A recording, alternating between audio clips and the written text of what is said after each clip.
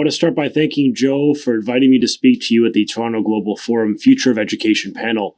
And I want to thank all the participants for their leadership in helping this province pivot and our country. Our government recognized the importance of education, the success of the next generation. Now, since taking office, we've made significant progress towards providing every student with the very best learning opportunities. Let's start with the content. As Minister, I'm committed to providing Ontario's young people with these skills they need to get the jobs of tomorrow. We face a stubbornly high youth unemployment rate in this province and country. It is for that reason that we're modernizing the curriculum to better reflect the needs of the job market and the entrepreneurial startup culture. We want to ensure that young people have the skills and the competencies that they can take into the workforce and get access to good paying jobs.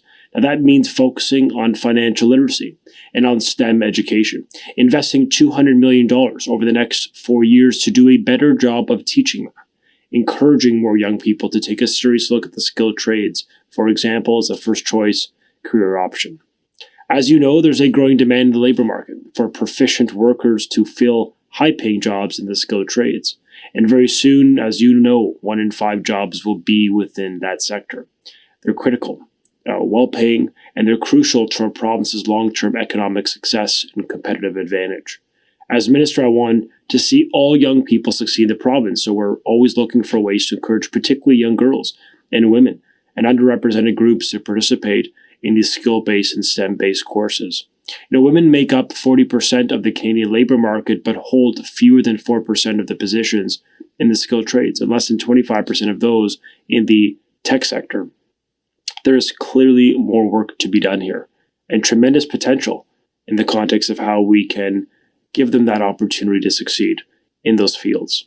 Now, I want to talk to you a bit about the delivery of education, because during COVID, the COVID-19 outbreak has certainly demonstrated the need for widespread access to digital education. Now, I firmly believe in the strengths of digital and online learning and how it could complement the choice that parents are making as they overcome the difficulty of this pandemic. And we believe in striving to provide all students with the access to quality education that they deserve. Even in our digitally connected age, there are many students who do not have access to the internet or a usable device, a laptop or a computer. And for that reason, in the ministry, we've been working with Ontario School Board to deliver fast, reliable, and secure broadband internet connectivity to support modernized digital learning. We're on track to connecting all high schools for this fall, that is complete, and all elementary schools by next September. That is ensuring every school in this province is connected to the net. Every student in Ontario deserves an education that can help them realize their lifelong success. And part of that is, as noted, is having access to a device. We've invested significantly, not just in the expansion of broadband modernization to schools. We've also invested significant funding during COVID and before, an additional infusion of $15 million to procure over 30,000 devices for families in need. We've created a partnership with Apple and Rogers and many other partners in this respect to come up with a low-cost, high-impact solution so that all students have access to that connectivity.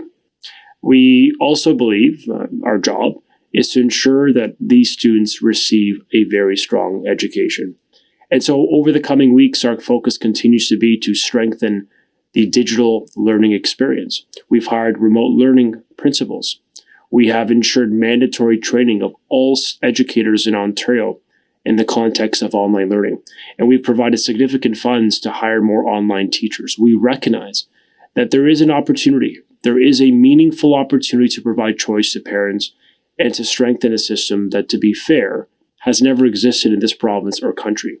And for context, colleagues, in the middle of a pandemic, we created for the first time a virtual school, province-wide, providing that choice, universalizing that choice for over 400,000 students. And I think that's something we should be proud of, that we have allowed parents to have the choice. We provided a strong expectation of learning and the highest standards associated with those educational expectations in this province. Uniquely, 75% of the 300-minute instructional day, at least 75% of your child's day, will be done through a live, synchronous learning experience. And that is a standard, I think, that represents the needs of our students and the expectation of our parents that the educator is present and, of course, is engaging with the student and with the curriculum. So we're going to continue to make this a priority, continue to expand broadband in all regions of our province, continue to demand the very best for our students in the context of educational quality, and continue to invest to ensure that our school boards and urban and rural parts of our province have the resources to continue to deliver excellence in learning. So I thank you for the opportunity. I thank you for your leadership in continuing to advocate for this form of learning. And of course, I wish you well and continued safety.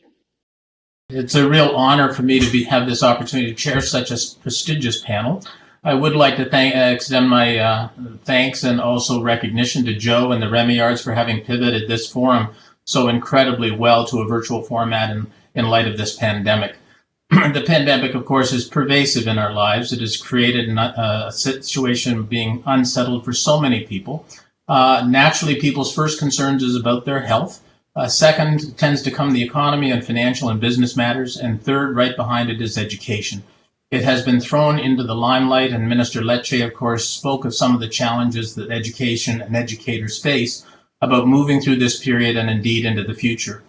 We have an outstanding panel of presenters for you today. I encourage all the participants to refer to the program and read their incredible bios for what they've done in the past and the experience and insight that they bring to this panel. I have asked them to address the challenges that the future of education presents for us in a bit of a framework, and of course they can have latitude to say whatever they like with you, but I've asked them to consider the sort of questions that a journalist might ask. And in light of all the change and uncertainty, where is it that we're best to teach young people these days? Who is best and who involved in teaching young people these days? What is it that we are to teach? And when does teaching and learning best take place? So in the context of that framework, based on their experience and the things that they would like to share with you about the challenges we face into the future, I have the pleasure to introduce them one at a time. We're going to start off with Michael Hansen, who is the Chief Executive Officer of Cengage Learning. I do remind you to check his bio in there, but Michael, I'm going to turn it over to you with your opening remarks. All three speakers will speak, and then we'll take questions from the audience. Thanks, Michael, over to you. Thank you. Thank you, Gary, and thank you for inviting me to this panel. Delighted to be here. For those of you who might not be familiar with Cengage, we are actually the largest US-based provider of course materials to students in the United States. And since we recently acquired our partners in Canada, Nelson, we are also in that position in Canada. So we are having a critical role in the transition to digital that Gary was alluding to and that also the minister was talking about. And to give you a sense, we are serving well over 50% of the students in both markets. And what we believe the COVID pandemic has done is it has really not created new needs, but it has accelerated needs and shown some significant shortcomings of the education system in both the United States as well as in Canada. And if I start briefly with the United States, in the United States we have a dual challenge. And the dual challenge is one of digital capabilities, but the other one is a challenge of affordability. For too many students, the education is elusive because they don't have the financial means to either access the education system or stay in the education system. And the COVID pandemic has made this even more clear than it was before. And the second challenge is that we don't have the necessary infrastructure, and that starts with devices, but it also pertains to the learning materials to actually teach students efficiently in a virtual setting. Now, we at Cengage believe that both affordability as well as the digital gap can successfully be tackled. We have tackled it for many students, but we personally and as a company will not rest until we really build the bridge for all of the students in Canada and in the United States to successfully cross that bridge, because that is the critical bridge through digital and through affordability to gain the right skills in order to be effective and productive in the workplace. And that, again, has become abundantly clear with rising unemployment in most markets around the world and the needs for a skilled labor force. So we believe that COVID has been a wake-up call in many respects. None of the trends are new, but we're very focused on closing the gap that COVID has so clearly demonstrated. Our next speaker, to get us started, Michael Fullen, for those who do not know, and there may be a few, he's the Global Leadership Director of the New Pedagogies for Deep Learning, and he was the former Dean of the Ontario Institute for Studies in Education. So with that short introduction, and I ask you to go and check out the bio, Michael, share your remarks. Thank you. Sure. Thanks very much, Gary. And I have 4 points to make. The first one is that the education system, the public education system, was stalled before COVID happened. So the last actually 40 years from 1980 onward, it's been going downhill in some ways. The main indicator is, let's say, 16-year-olds. There's an increasing percentage of them who are not really plugged into education or finding it worthwhile. So this is a big percentage of those that are just really not engaged. So what COVID did was expose that even more, as Michael Hansen said. It became more obvious, pull back the curtain, whatever image you want to use, and then we see people floundering. We see actually some people kind of get out of jail card, where you're actually able to do some things that you weren't able to do before. Nonetheless, it's chaos. But we'll come out of that, and I think, like Michael Hansen, we're looking at the silver linings. We did a report with Microsoft called Education Reimagined. You can look it up on our website, which is npdl.org. So global. So npdl.global, Education Reimagined. And then, but here's where I want to get to the point. The minister really didn't say anything about the content. I mean, he referred to financial literacy and that, but the content you need, and this is what Michael Hansen was getting at, is you need some content, which I would call curriculum. You need teaching and learning that will deliver on that and support it. And you need assessment of whether students are getting anywhere. We have supplied that for the last 6 years in several school districts, Ottawa Catholic, Avon-Maitland, the entire province of Newfoundland and Labrador. And it's around the competencies that I think the minister was wanting to get at. And we call them the 6 C's: character, citizenship, collaboration, communication, creativity, and critical thinking. Those 6 C's we've developed the measures of them, the nature of the pedagogy. They're alive and well in these school districts we're working with. They provide the content of the skills that everybody's talking about, which is the hardest thing to do. It's one thing to name them. It's another thing to have them alive in the schools and classrooms.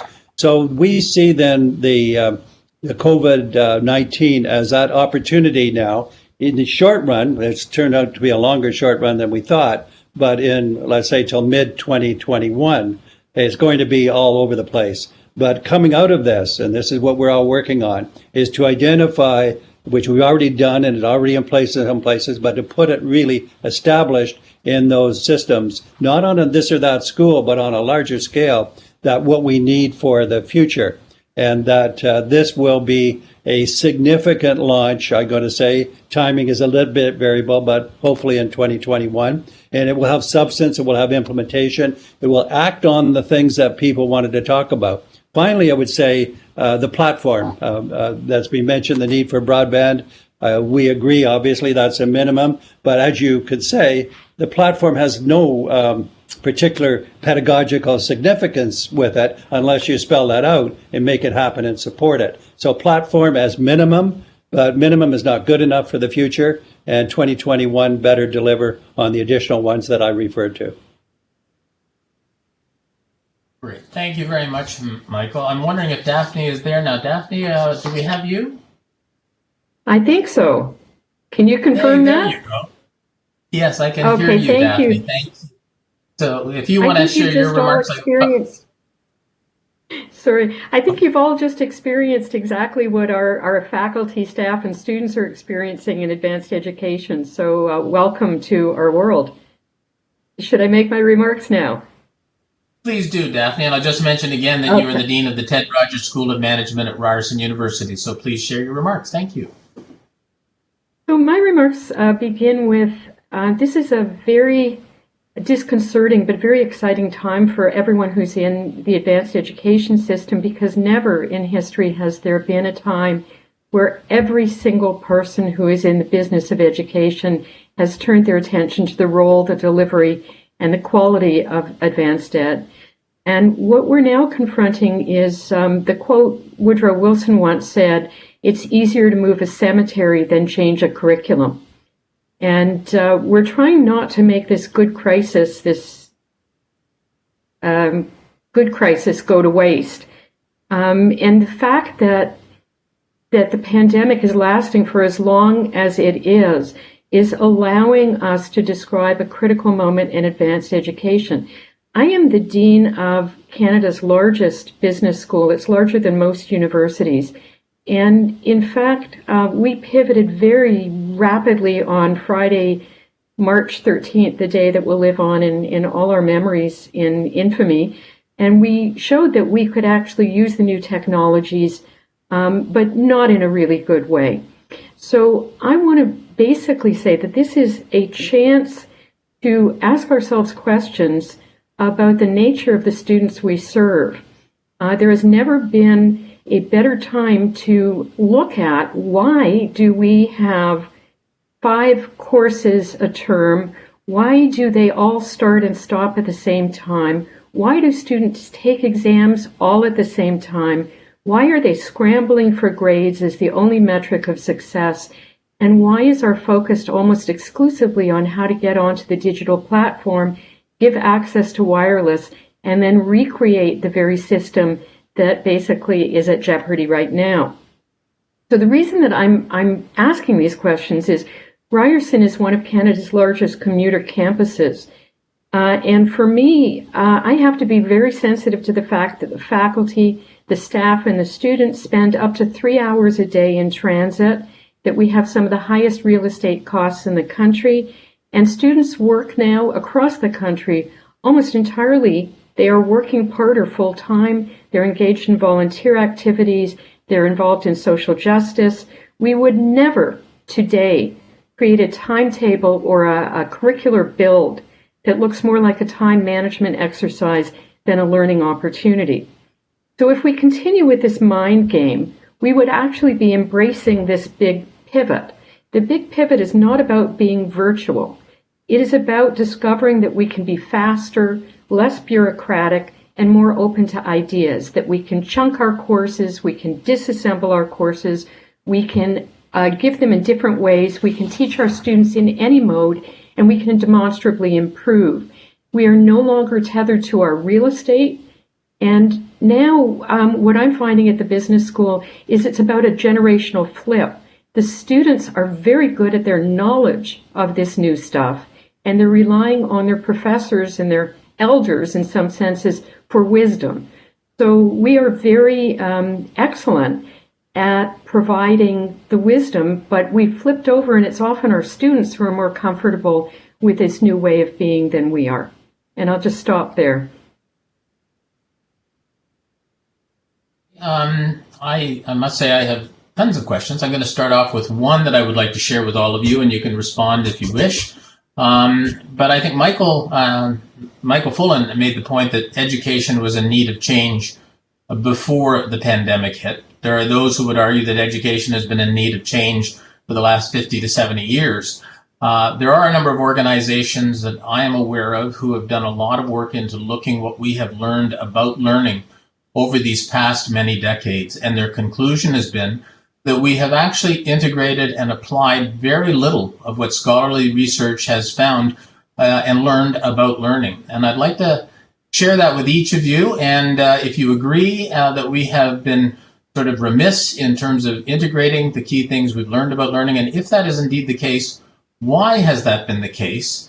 And how do we change it because of the need for change that's being increasingly imposed upon us now? So, Michael Fullen, if I can be nasty and challenge you right off the top, if you have any comments with respect to that.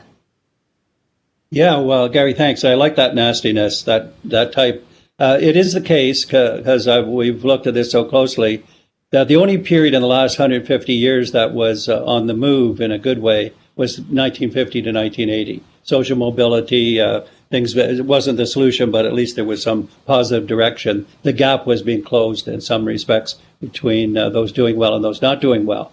But the way I want to ask you a question or answer your question, Thomas Kuhn, who's a famous scientific analyst, wrote a book in 1962 called The Structure of the Scientific Revolution. And he said the paradigm was the word he used, or the model in place, he said, when it stops working, it's not enough to unseat it just because it's not working. So he said, you look at it, and we know, because we've documented it, this current system is not working. It's just more obvious now, and definitely not working. So what I want to say, and this is what I want to challenge the minister and others, is it's one thing to conclude it's not working. It's another thing to have, which Kuhn said, you need an alternative placement model. You need something with substance to take its place. And most of the things that about lack of flexibility or vagueness or tied to this or that, they're all true about criticizing the existing system. The only thing that counts now, or the main thing, is what's going to take its place. And we're offering this 6 C's with the infrastructure that goes with it. If you want to see it in action, Ottawa Catholic has it at 83 schools. So we have to have a positive alternative. This province now does not have a content vision for education. It's just not there. And we need it there. We need to be putting it into place. So there's a lot of work to be done. We don't have to belabor the fact any much more that this current system is wanting, because almost everybody agrees with that. But let's get on with concrete, specific replacements and make them happen. Great. Daphne or Michael Henson, do you have any comments at all? Actually, Sure. I have a comment. Happy to jump in on this one. Daphne, go ahead. I'll pivot off Michael. Gary's point. I'll pivot off Michael's point, which I very much agree with in the Canadian context, and say it more in the global context in which we operate. I think the question that you're asking, Gary, is why have we not made more progress? The answer to the why is, for me, a very foundational answer, which is the use of technology and digitization of education. There are very few sectors of our economy that have been so stubbornly resistant to inroads from technology and digitization. And the fundamental problem with it is not gadgets, it's not broadbands, it's fundamental data about education that will allow education at scale to become subject to scientific exploration. So we're missing the data. We're missing the fact, how are students learning?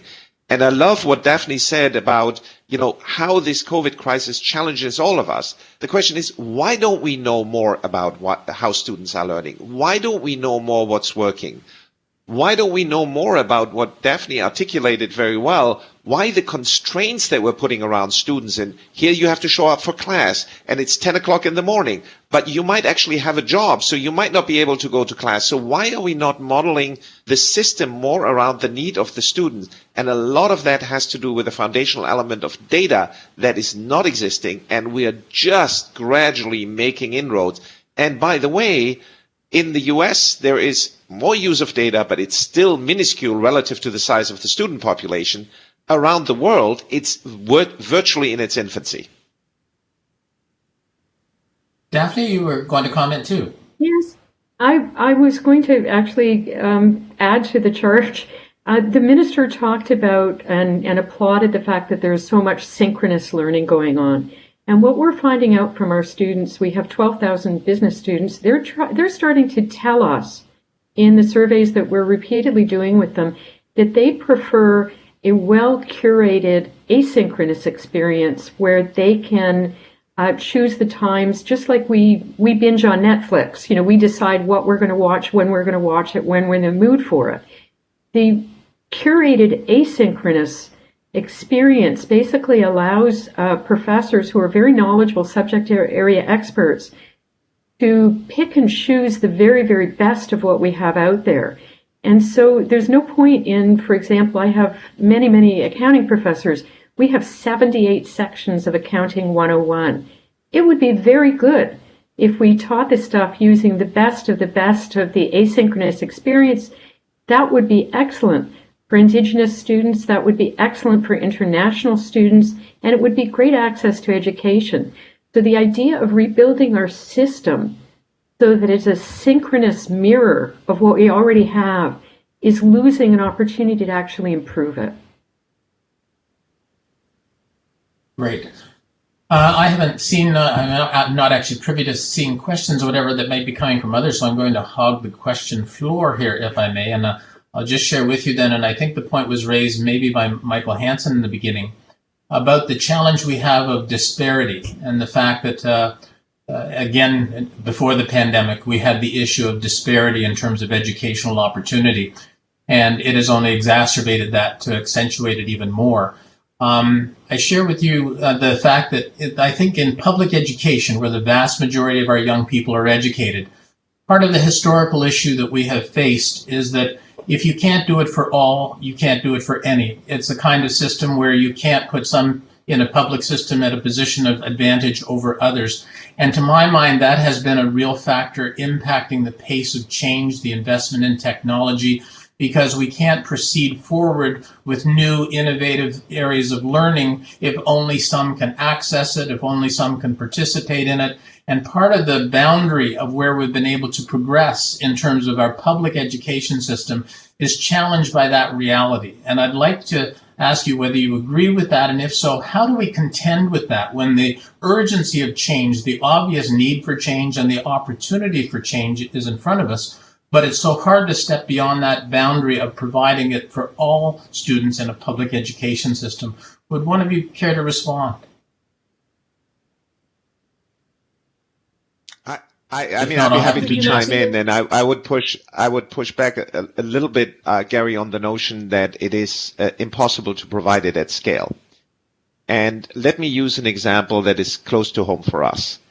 It used to be in the olden days that we all went to college, that you had to procure your learning materials essentially in the bookstore. They were called textbooks. They were extraordinarily expensive at the time and have become astronomically expensive over the years. And what Daphne just said, I think, is a great example of how we can all challenge our own businesses and our own business models. And the reality for us was we were one of those providers of textbook materials, and we provided them to millions of students around the world. And there was an opportunity for us to challenge and disrupt our own business model. And that was, we went to the Netflix model. So instead of selling students one textbook at a time at, whatever, $100 a pop, we said, why don't we open our entire library and essentially sell you a subscription to the entire library of textbooks, of which we have about 22,000 titles, for one simple price, which is $120 per semester, which compares to about, for the American student, paying around $500 for their course materials in any other semester. So the point for me is the fundamental challenge of every player in the system that is in front of us and that gets exacerbated by COVID is we can tackle it. We don't need to hide. We don't need to hide between, it's so hard to do it at scale. We can actually do things, and we can do things at scale or in our own institution, as Daphne was articulating, or as Michael was articulating before. But I do think if we don't heed the call, the system is gonna get into more trouble rather than less trouble as a result of COVID. Daphne or Michael? Well, Michael just said something very interesting about the textbook industry. We've been monitoring the cost of university textbooks, and for a first-year business student, our students had to pay an extra $1,000 a year on top of their tuition for textbooks. We had already created an initiative where we were going to open access and YouTube and everything that was publicly available and free to reduce the cost. We challenged ourselves. We're trying to reduce the cost to students to zero. That was hard to do because professors are very wedded to certain textbooks. But what this crisis has done is it's shown the professors the need to basically incorporate more interesting, more innovative, more attention-grabbing materials into their class. So the first time they as a mass are reaching out and grabbing the best materials available from TED Talks, the most provocative material available from media. And so the classes, if this pandemic goes on for another year, I would suggest that the classes are more and more interesting. But, and I also agree, it's not impossible to solve the access to education problem. For heaven's sakes, Ryerson has some of the least well-off students in the Ontario system. And within a week or two of the pandemic, we were giving out, with Rogers and other service providers, we were giving out data sticks, Wi-Fi. We bought 200 extra computers. We basically supplied students in need. Nobody was left behind. And I don't accept that the argument that people get left behind is a reason not to innovate. We can fix that very easily. So let me just talk about then the easy part, I guess I'll say, is it's the necessary part, and both Michael and Daphne said it. Yes, with some good focus work, it is not to be taken for granted. We can supply the broadband, the access, and the reasonable financial basis on which it can be accessed. That just begins the problem for me, because the problem is the nature of pedagogy, the learning and the assessment and the development. There's a whole depth here that mere access, necessary but not sufficient. We've had 4 elements of what I call the pedagogical design. It's the nature of engaging pedagogy is one of them. Partnerships is another, between and among students and teachers. A third one is changing the learning environment, and the fourth one is leveraging digital. We've got to get substance into the pedagogy and the assessment of what is being learned, and that mere, although it's a big accomplishment to start with, mere access and affordability is a minimal step forward, but a necessary one. Excellent. And actually, maybe that was a nice segue from what some of your comments there to my next question to share with you in terms of how folks might want to respond. Is we are very conscious of the fact that we sort of live in a world where we're privy to the fact of the dramatic change that is going on in the workplace and the changing nature of jobs, the skills that are required, the number of jobs that are disappearing, the number of jobs that are being created, and the challenge that we have of providing that information to our young people in classrooms, and the fact that they can hopefully, or can they make their education, training, and career choices made in sync with what our workplace needs are. And we have a big gap, to my mind, between what change is happening in the workplace and what information is being shared with and conveyed to young people to help them make those more informed choices.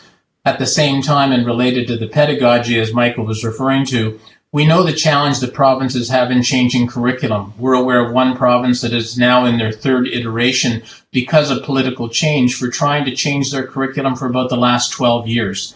And so there are things that hamper education in that respect. But our businesses are saying that the factor that's most affecting their future growth and prosperity is the lack of labor. What would you say about how we can better create a more informed interface between the needs for skills of our workplace and what our schools are able to provide in terms of the readiness and preparation of our youth? Would anyone care to respond to that? I think I'll take that one if it's okay, because we've been very, very active in thinking about this question. We have, well-developed, like most business schools have well-developed career services, and we're very in touch with business. It's extremely difficult. I started my remarks with how difficult it is to change curriculum. And I will be frank that in advanced education, and it's probably the same thing in the public school system, that to get a new course approved and designed and approved probably takes a year to 2 years in the approval system. What we did to bypass all of that is we created a whole system of micro-credentialing that is taught unbelievably by our students. We have thousands and thousands of students taking micro-credentials in things like Excel, in how to run Zoom, in how to hold meetings, in how to do sales pitches, in how to do Tableau, data visualization, and so on. And we go onto their LinkedIn accounts and we credential them. And our students are flying off the shelves because we are giving exactly what they need at the time they need it. And it's that kind of nimble thinking that I'm sort of challenging the entire educational system to do. it took a lot of work on our part. We spent $1 million buying Salesforce. We send people out. We get all kinds of ideas about what the new workplace needs. But what's really critical about this is it only takes us 1 month from the time we find out that there is a new need until the time that we have a boot camp with at least 40 to 100 students registered. So there's the idea that everything has to be done through the curriculum is missing the incredible energy of the co-curricular move. Yeah, I'm not sure professors, no offense professors who are listening, understand as much as the students how to use social media, for example. Why can't our students be teaching this kind of stuff? And then they're picked up almost instantly by industry. So there are other models out there that we should be embracing. Either of the Michaels care to comment? Yeah, Michael I Fullen would just here. agree, and I would agree with Daphne that this is best done through breaking up the old structures of the model and allowing things like micro credentialing to flourish more where it's appropriate. And the second thing is, I do think that locally, and at the end of the day, all education is local, there are interesting opportunities to connect employers with local education institutions and really make more of an alignment between what actually gets taught in school and what the skills of the workforce are. And there are experiments, but the key will always be, can we do it at scale? And, that is where companies like Cengage come in. So I was going to say that I agree with Michael and Daphne, for that matter, that although I want to make it, I want to make it more consistent across examples. So a lot of the skills that we're looking at, that you're talking about, do cut across, even though the occupations are changing. The skills that are rising to the top and staying there: initiative, teamwork, creativity, character, and a big theme that we have, engage the world, change the world. They're all about doing something with purpose and something that really is meaningful, and learning is stimulated by that and developed. So I think it's not like each job is different. There's a cut across set of competencies here that businesses seem to say are essential, that society says is essential. So I think we have to get away from the academic grades as the only indicator into assessing. In our case, we have rubrics to assess the 6 C's, each of them, in the multidimensional way. And it is about either micro-credentialing or getting inside the particulars, but it's the skills and competencies. And I agree also with Daphne that students actually are the best, it's not just so much the social media savvy, it's much more about the wanting to do something meaningful that makes a difference. That's where they stand out. That intensity of wanting to, knowing the world is deteriorating and wanting to do something about it, and seeing learning of this nature to be the main instrument for impact. Great, thank you. I'll share. We've talked about a number of issues, challenges, problems that we have to overcome in terms of moving forward in the future of education. I know that one of the discussions that I've been a part of in exploring how we have to go about change in education. If any of you have seen curriculum documents, and I'm sure you all have, there tends to be a wonderful preamble written about all the skills, competencies, capabilities Michael was referring to that will ultimately be shared and developed within our young people, and then goes on to list hundreds and hundreds of content target outcomes where the obvious emphasis tends to be placed on teaching. And there has been an argument made that we should flip our curriculum around, and that in fact the targeted outcomes should be the skills, competencies, and capabilities that in many cases life requires and that employers value, and that content should be used as the avenue by which we develop and those competency and capabilities. And I'm wondering what your thoughts are about maybe we should structurally change our curriculum, that rather than targeting physics outcomes, math outcomes, and whatever, they are in fact the means by which we achieve the priority outcomes, and that would be the skills, competencies, and capabilities that hopefully would serve the kids throughout the rest of their lives. Anyone like to comment on that? Yeah, could I start on that? Because it's a great question. And it's actually the case that some of the new policy curriculum, British Columbia, New Zealand, Finland, Victoria, Australia, they actually have these skills and competencies in their stated curriculum. What they don't have is any pathway to implementation. So they're stated and they're kind of hanging there in midair. And meanwhile, what you call the content part dominates, and we never consequently get to those skills. So you said flip it around. I say flip it around. We've got to have the competencies being the driver, and that the substance coming from there, rather than these competencies sitting in the curriculum, the newest curriculum, without it showing up in practice. Daphne, I think you were going to comment.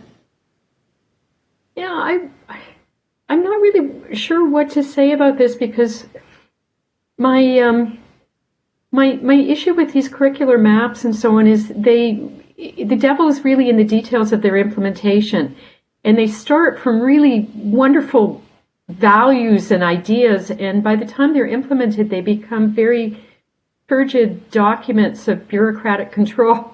So I don't want to lose the ability of the educator to be able to sort of customize and bring in creativity and experiential opportunities for students. So is there a way we can be nimble and responsible, but lessen the degree of bureaucracy right now, so that new ways of being can emerge in a more experimental fashion? I don't know how I would teach art. I've been in touch with the dean who oversees creative industries and dance. I mean, how do you right now have a dance program? And how would you have a rubric, a curricular rubric, when you're talking about those kinds of experiences? So my brain is confused about this stuff right now, I must admit. Michael, did you have any comments at all? Hanson? Yeah, I mean, I would just build on the issue of, creativity of the educator that Daphne is pointing to. I think it's actually an incredibly important concept, and interestingly enough, one of the benefit of the digitization of education as it manifests itself. If you think about a modern digital platform, ours is called MindTap. It has all the ability to essentially customize the course to the creativity of the instructor. So you can actually reach out and design the course with your own creativity, and at the same time you have the ability to really measure in real time how students are responding, back to something Michael Fullen said at the very beginning, content assessments, and an ability to really navigate how your entire class is doing with the content, and whether it's landing and whether it's actually something that is useful to them. So I do think it's another very profound example that is driven by the needs currently in the COVID crisis that we're in.